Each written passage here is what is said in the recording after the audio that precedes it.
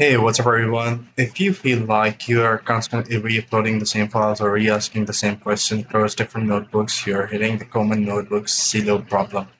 And in 2026, these are three power user strategies to stop repeating work and build a seamless interconnected system. Number one is the Gemini mounting. So what you have to do is to visit the Gemini application, not the NotebookLM.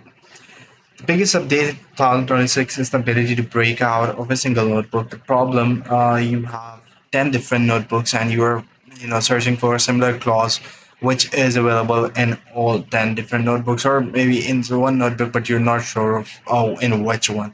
Or just go to the Gemini app, not the LM interface but the Gemini app. Just click on the plus icon, and here you guys can see that you can include the notebook.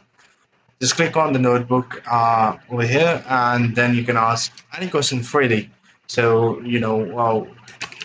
what's the guide, and it will make sure that it won't really repeat the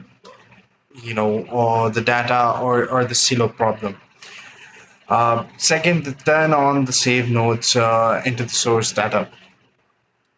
Go back to the notebook LLM over here. You guys can add notes into it over here. Whenever you open this up, you will see a node option over here, add node. So whenever you add a node, it can add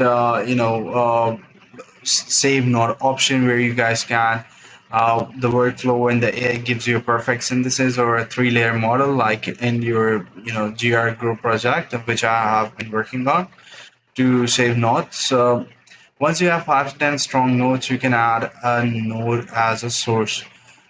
This logic, this turns your previous work into a grounded source. Now when you ask any question, the AI won't just look at the raw PDFs, it will look at the sophisticated conclusions you already reached, preventing it from starting from zero every time. So yeah, that's pretty much it for the video. I hope you find this video helpful. See you in the next